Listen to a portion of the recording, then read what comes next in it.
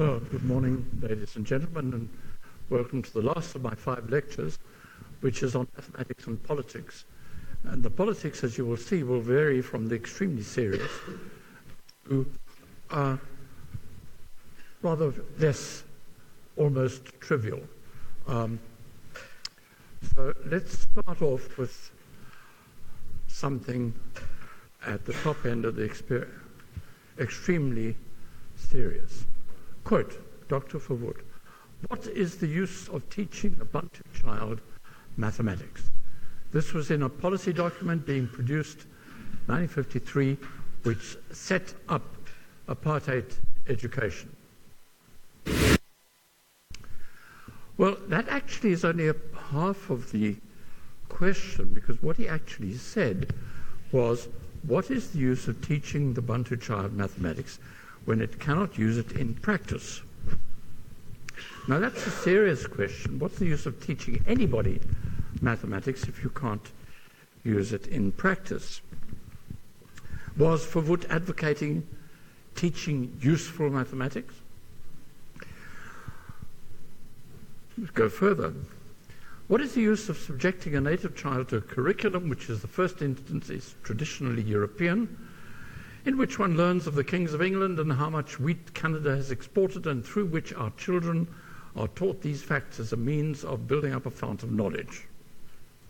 Now, this is exactly what people are saying today about colonial education. But what about IQ tests? Verwoerd was fairly clear thinking about that. Everyone who has anything to do with IQ tests, intelligence tests, knows that when you try to apply an intelligence test based on the common knowledge of a certain community, the test can be a complete failure and give entirely wrong results in respect of children not falling within the same group of common knowledge. So he was skeptical there. But that's enough sort of apologizing for Verwoerd. That's not my job, because the core of Verwoerd's speech is when you put this together, there is no place for the Bantu in the European community above the level of certain forms of labor. What is the use of teaching the Bantu child mathematics when it cannot use it in practice? That is quite absurd. Education must train people in accordance with their opportunities in life, according to the sphere in which they live. In that same speech, he explains that black teachers will be paid less because they have a lower standard of living than white teachers. That's where it all starts, and it's still going on today, of course, in education in South Africa. And then, of course, worse was to follow, if possible, in 1976 with the Soweto Uprising, which is usually attributed to a government edict that Afrikaans would be the language of instruction in black schools. Now, that was only half true. In Soweto in 1976, it was decreed that mathematics, history, and geography would be taught in Afrikaans in black schools. Science, woodwork, and home economics will be taught in English. Religious instruction, music, and physical culture in the home language. And, of course, the languages will be taught in the languages. But it's usually said that it was all going to be all Afrikaans, but the key was the mathematics. That was the big one, because that was a difficult subject anyway, and to have Afrikaans, the required language of instruction, was a serious problem. The Act was repealed only a couple of years later, but the damage was done. Well, I want to move abroad now to something not quite trivial, because it comes from the Balkans, and of course anything political in the Balkans is never trivial and seldom amusing, from World War I to Bosnian genocide. Well, what happened in 1967 was a bunch of Greek colonels, junior officers, led by Colonel George Papadopoulos, overthrew the Greek government and declared martial law. They were very right-wing, of course, and they banned strikes, labor unions, the free press. They banned long hair on men and miniskirts on women. They banned the peace symbol, that's the CND, nuclear disarmament peace symbol. They banned the Beatles. Of course, this was the 60s. Beatles incredibly popular then. They banned, goodness me, Sophocles, Tolstoy, Aeschylus, Socrates, Eugene Ionesco, Sartre, Chekhov, Mark Twain, and Samuel Beckett. And they banned new maths. This was the era of new maths. The regime of the colonels didn't last long. When they tried to unite Cyprus with Greece, part of the overall Enosis campaign, Turkey invaded Cyprus to protect the Turkish minority there, they said, and proclaimed the Turkish Republic of North Cyprus, which to this day is not recognized by any other country in the world. In a counter-revolution, the Greek colonels were removed and sanity was restored. But North Cyprus remains and will come up in my story later on in a small way in the context of mathematics. But the main reason for talking about this rather minor event in history is... What is new maths? Yeah, I'm just about to tell you what new maths is. New maths, or new math, as it was known in the 1950s and 60s, was something that spread across the world.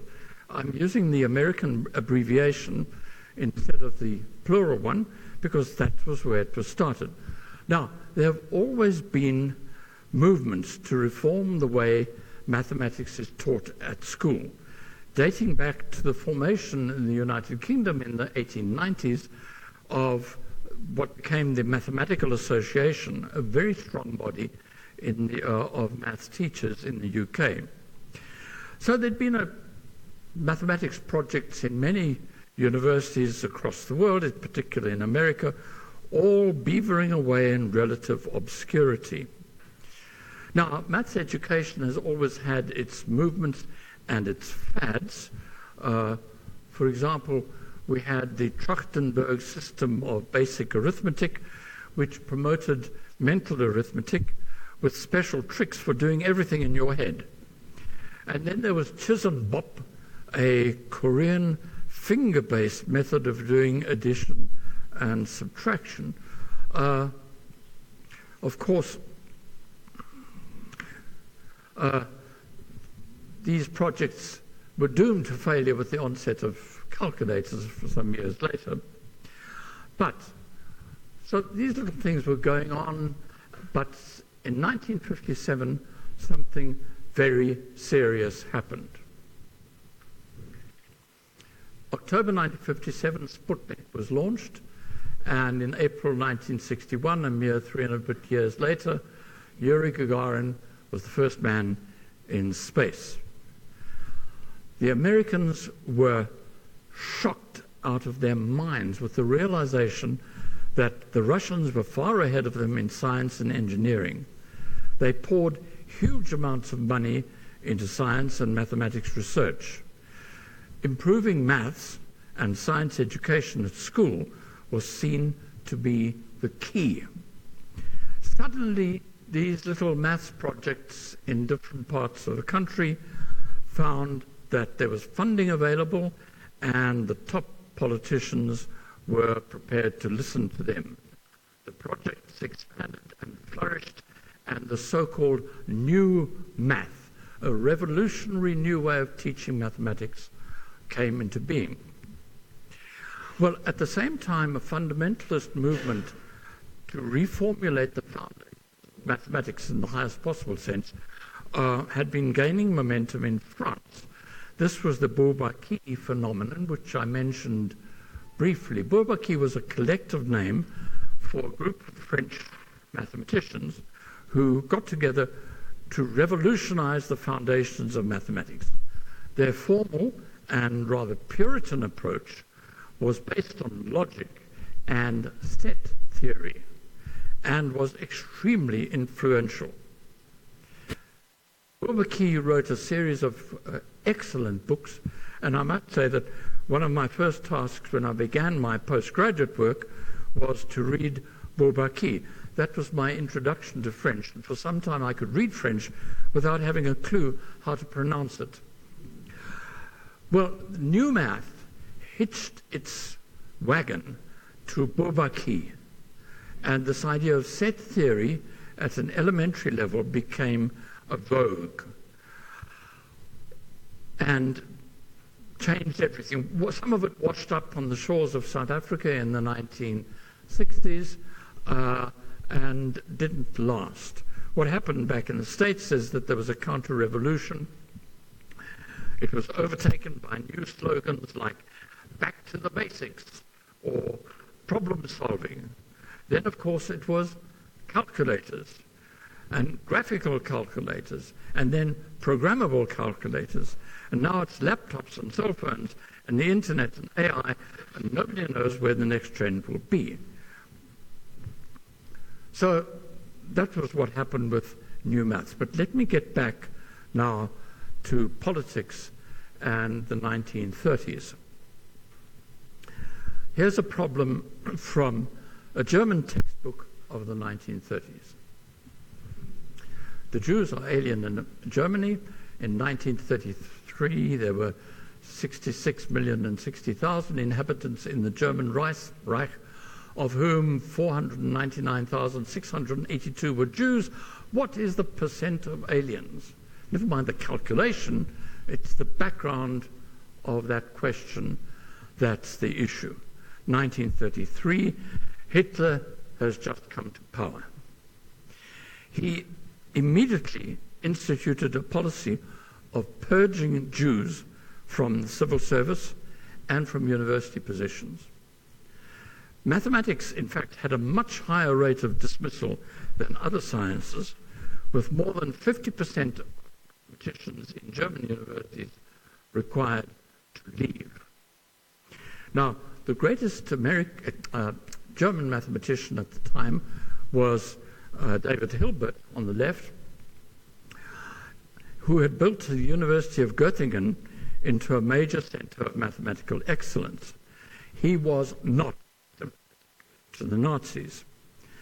In the 1920s, he became involved in a dispute with the man on the right, Brouwer, who was in fact a Dutch mathematician whose support for the philosophy of intuitionism had been widely accepted by some of the German maths establishment, but there was a conflict here in philosophical terms between Hilbert's formalism and Brouwer's intuitionism. It didn't help that Hilbert was very much anti-Nazi, and Brouwer, even though a Dutchman, was an extreme anti-Semite. In fact, he was on the board of a Mathematische Annalen, and he wanted to stop publication in that very reputable journal of anything from any Jewish scientist. Hilbert, however, had the say, and he sacked Brouwer from the board. He had always remained free of national and racist prejudices.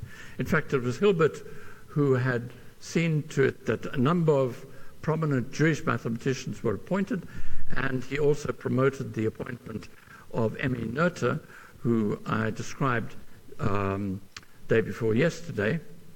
There was opposition, by the way, to the appointment of Emmy Noether on the grounds not that she was Jewish, which she was, nor that she was communist, which she also was, but that she was a woman.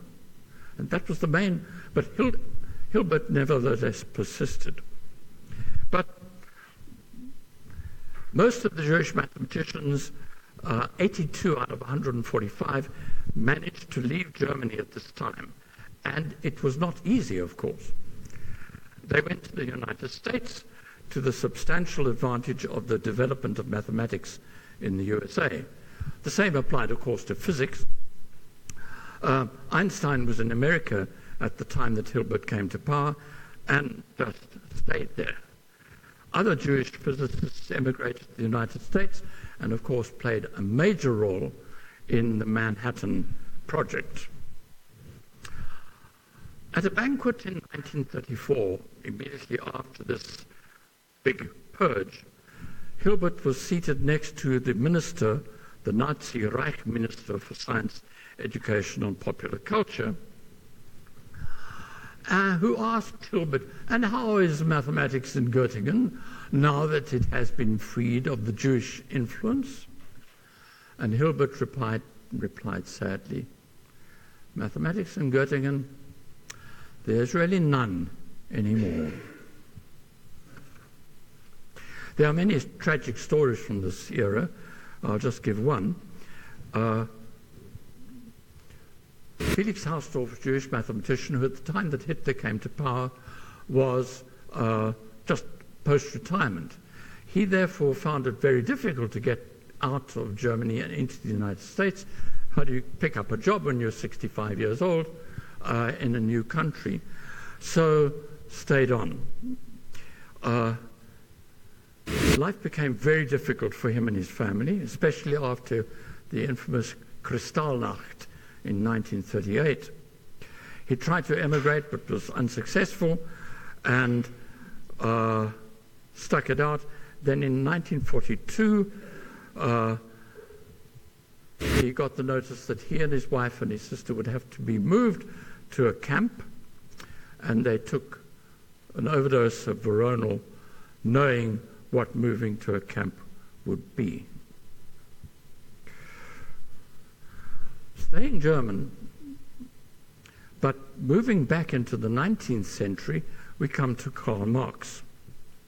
Now, it's not generally known that Marx wrote quite extensively on mathematics.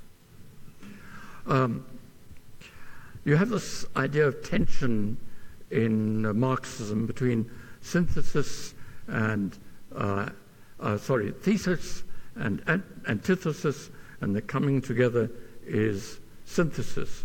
And you have this idea here, and it's a little bit of mathematics.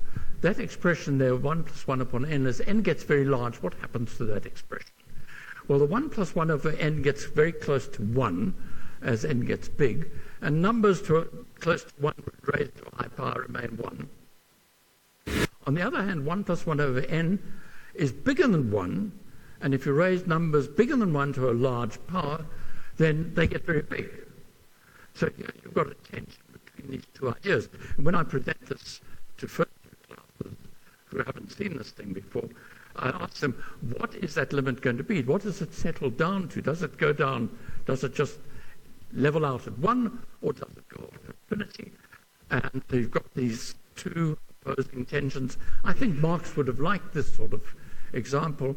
The number settles down to e, which is about 2.7, but that's not my real point here. I think he would have liked this. Marx, I'll come back to him, grappled with the problem of providing a sound basis for differential and integral calculus, including the theory of limits, a very subtle problem in higher mathematics.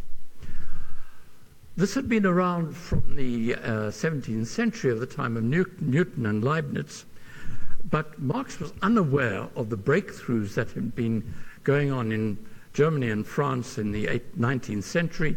So his voluminous work on mathematics, which was in the era of the Bolsheviks ardently read in Russia, but not so much these days, his work was actually irrelevant. Well, in the heady days of Bolshevism in Russia, Marxism was regarded as a complete philosophical system into which science had to be judged and absorbed. Scientists, on the other hand, said that Marxism had to be developed to incorporate new scientific ideas. So there was a conflict here. Marxists demanded that mathematics be practical and applied to real-life problems. Oddly enough, that was rather like the Brouwer intuitionism and the German philosophy of mathematics, the Nazi German philosophy of mathematics, must be practical. And the Marxists had those ideas as well. However, they weren't actually very good at maths. And the mathematicians responded that mathematics should be, the more abstract mathematics became, the more applicable it was. So in Marxist terms, the basic set theory and Bertrand Russell's logic came under fire from the Marxist philosophers. Strangely enough, they preferred this intuitionist maths, like the Nazis, but the Marxist philosophers were disorganized, inconsistent, and ultimately ineffective because they did not understand the subtleties of the subject matter. And the mathematicians got on quite nicely without them, thank you. The concept of non-Euclidean geometry, which is very anti-intuitive, was also rejected by Marxists because it ran counter to the common sense ideas of geometry. However, Russian nationalists then noted that non-Euclidean geometry had been pioneered by a famous Russian, Nikolai Lobachevsky, so suddenly it became okay. But axiomatic systems came under fire as idealistic. Initially, the attacks of the Bolsheviks were on the subject matter of mathematics, not the mathematicians. And in the early days, the mathematicians, Russian mathematicians have always been very good. In the early days, they published their work in top French and German journals, as they had done under the Tsars. But under Stalin, Russian jingoism demanded that they publish only in Russian journals. Attacks became personal, and the ideology was used as a weapon by typically younger mathematicians trying to get rid of older mathematicians because they sought career advancement. The distinguished mathematician Yegorov was a victim of this. He publicly defended academic independence, refused to denounce his orthodox faith, and was fired by Moscow University and thrown into jail. Foreign contacts were regarded with suspicion. But Soviet mathematics was internationally recognized as strong, and Russians were justifiably proud of their achievements. So mathematics continued. It was far worse in biology, for example, where there was a man by the name of Trofim Lysenko caused disastrous failures in agriculture, even under Stalin's successors, especially Khrushchev. The subject of cybernetics, which is the science of control and communication in the animal and machine, was initially regarded with suspicion by the Bolsheviks, but as computers were developed, cybernetics became mainstream and abstract mathematical logic was recognized as useful. In economics, the use of mathematics in economics theory was absolutely banned as not Marxist. So they didn't have access to the advancement of an area of mathematics called linear programming, which is extremely useful when you're optimizing production processes in any big project. Moving briefly to China, Marxism was the theoretical underpinning of the disastrous cultural revolution in China under Mao Zedong. Mao denounced the work of pure mathematicians as not contributing to the advancement of proletarian ideals. They were victimized and humiliated during the Cultural Revolution. And then it is said that Mao discovered that Marx had written extensively on mathematics, so maybe it wasn't so bad at all, and the persecution of mathematicians abated a little in China. But let's get back to Russia. If you were a bright young person in the Stalinist era, where would you develop your talents? Literature Oh dear, Pasternak and Solzhenitsyn had enough problems. Music, well, Shostakovich had problems. Philosophy, oh, don't even ask. Biology, dangerous. But mathematics, because it was soon found that the Bolshevik theorists didn't understand the context of maths, so you could continue your work in mathematics very successfully. So it was a refuge for a very serious intellectual.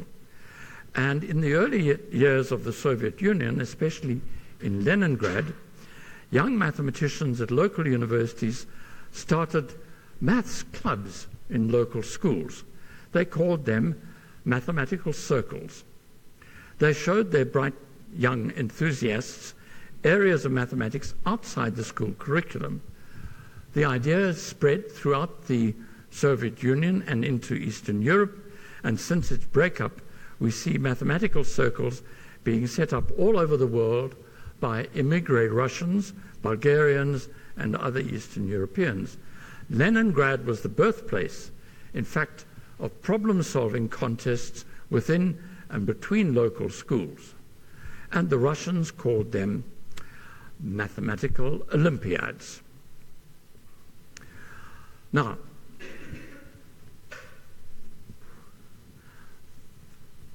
anti-Semitism was not confined to Germany. Russia has had endemic anti-Semitism for a long time, from the time of the Tsars, with regular pogroms against Jews. The universities, Leningrad universities, was one of the top maths departments. It had quotas for Jews. You'd had an annual admission to a first-year maths class of 350, only 2 Jews were allowed. Admission was fiercely competitive. And during interviews, the candidates were set problems to solve, to sort them out.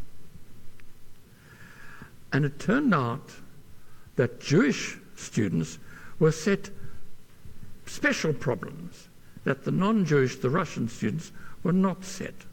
The Jewish problems were very tough. But they had an interesting feature. They were tough, but with a little bit of special insight, you could solve them in a couple of lines. And I want to give you just one example of this one.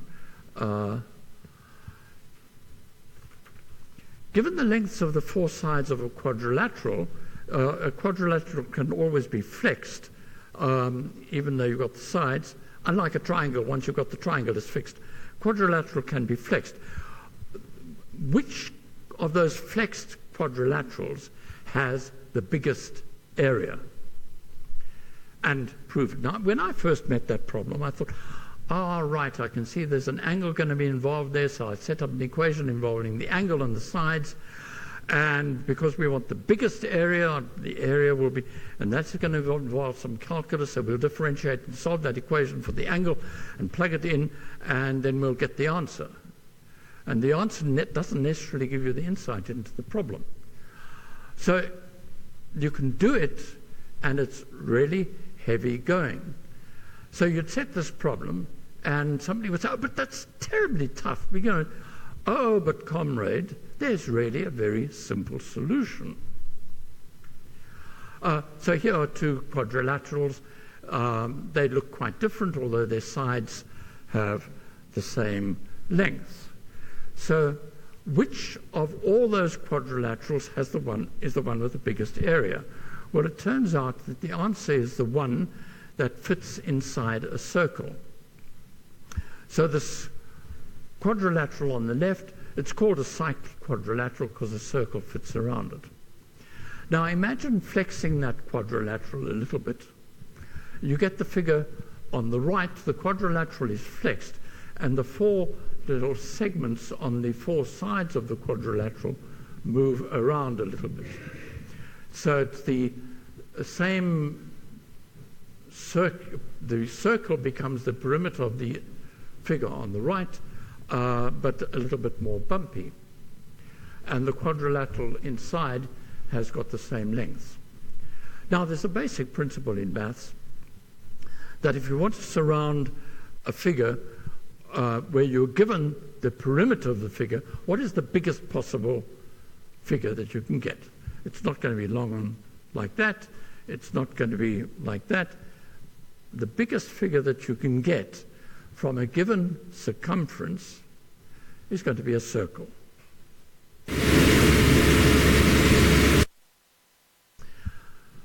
And that's what you have on the left. So the figure on the right has the same circumference, but therefore it has area less because it's not a circle. The four segments around the edges of that quadrilateral are exactly the same as the segments around the edges of the quadrilateral on the left. And if the figure on the left has a bigger area, then the figure on the right has a smaller area, but because the segments are the same, the quadrilateral on the left has a bigger area than the quadrilateral on the right.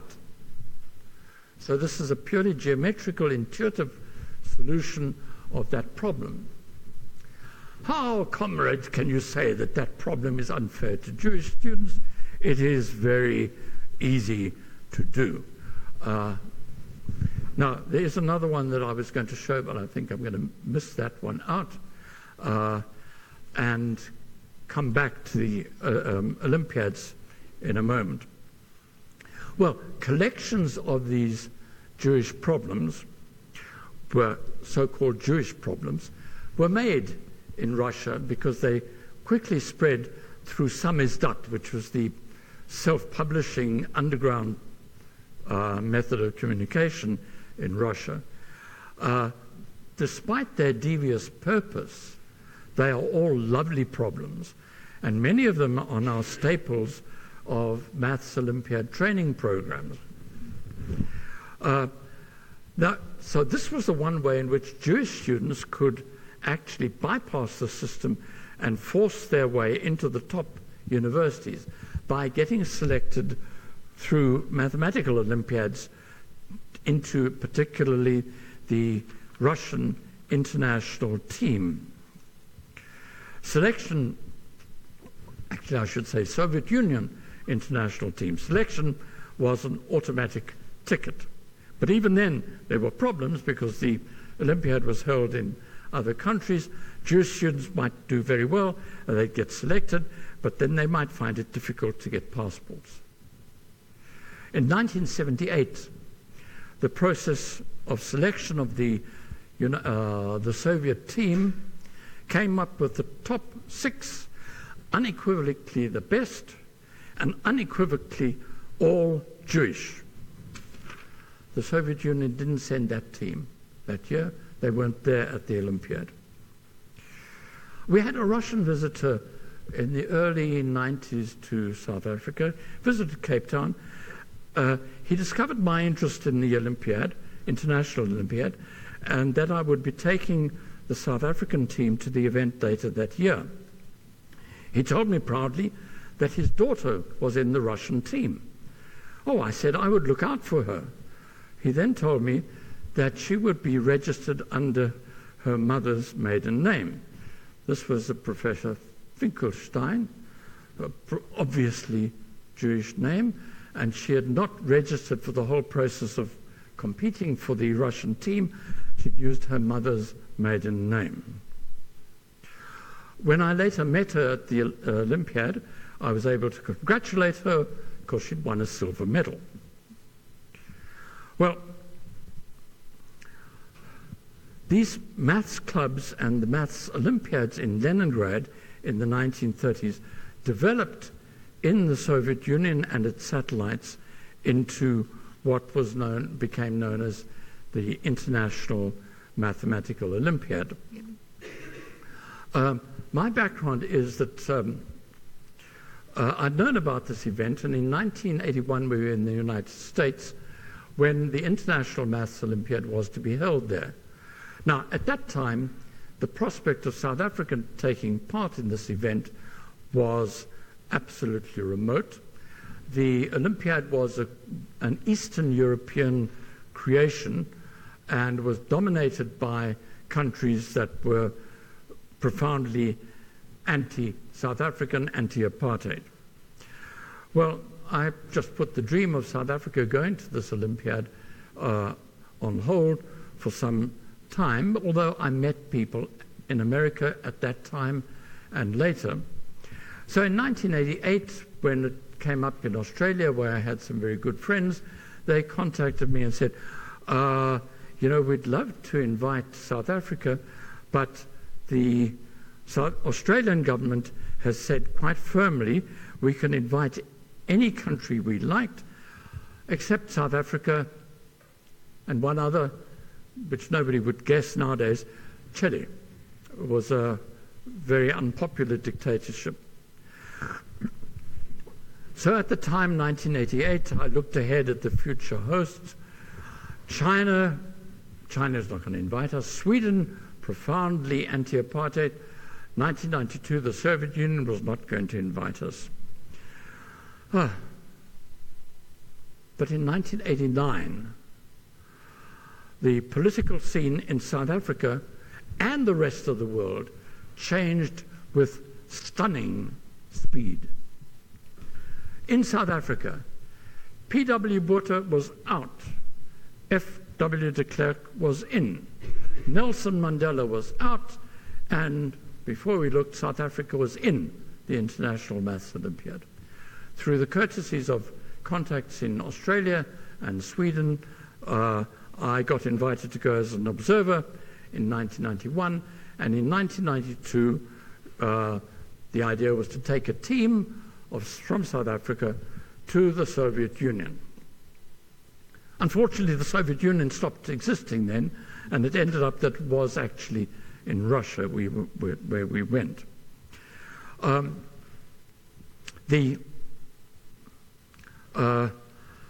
So South Africa has been taking part in this event ever since. And from 2000, I was elected Secretary of the International Maths Olympiad Advisory Board and started seeing a lot of the politics of this event from the inside. This, by the way, is the logo of the International Maths Olympiad. It's an interesting thing. It has the 0 and the infinity sort of symbols knotted together. And it might be a bit difficult to visualize this, but imagine taking hold of the infinity sign at both ends and then just untwisting it and then turning it around. You've got the same symbol again, because that untwisting will knot the circle into the infinity sign. So the thing is self-replicating. And it's a phenomenon known in mathematics as a whitehead knot. The other interesting thing about this is that the colors, blue, yellow, black, green, red, are exactly the colors in that order of the 5 Olympic rings. That, of course, was deliberate. But we'll get back to the Olympic Games in another context. But the political problems even started my first visit when I was aware of, once again, the Balkans, and once again, here we have the Balkans, and Greece was a particular problem because they were objecting. Turkey was going to hold the event in 1993, and it was clear that Turkey was going to invite North Cyprus to take part. No country in the world recognized North Cyprus. When it became clear that they were going to take part, Greece withdrew, and so did Cyprus. And a lot of people were very upset. And actually, since then, North Cyprus has been not invited ever again to the Olympiad. We've had visa problems as well. In Spain, 2008, Pakistan visas were blocked because it was deemed to be a terrorist country. But the little country of Kosovo, which sits in the middle there, that little white blob in the middle, adjoining Albania, and caused a lot of problem. And me, in particular, and South Africa more generally, caused extreme embarrassment. It's a small part of former Yugoslavia bordering on Albania. They're ethnic Albanians. And when Yugoslavia blew apart in the early 90s, Kosovo became part of Serbia, but agitated for independence, and in due course many countries recognized the independence of Kosovo. Serbia did not like this, of course. They had not recognized Kosovo as independent, and the United Nations was a bit indecisive, with Russia siding with Serbia, but Serbia had to accept a de facto independence of Kosovo, and in due course Kosovo applied to send a team to the International Maths Olympiad. And I got this application, and I passed it on to the board of the IMO, and everybody was in favor of this. But then the Serbians got wind of this, and at that time I was surprised to receive a request from the Serbian ambassador to South Africa to come from Pretoria and visit me to discuss this issue. Now, the point is that Kosovo is a highly emotional issue for Serbians. There's Kosovo. It's bounded, as you see, by Montenegro, which is independent, and Macedonia, which is independent, and Albania, which was never part of Yugoslavia anyway. But the Battle of Kosovo, we tend not to know about this. It took place on the 15th of June, 1389, and it was regarded as a major event in Serbian history, battle between the Serbs of that time and the Turks. And that day is still remembered today. It's St. Vitus Day in the ecclesiastical calendar, and is known as Vitovdan.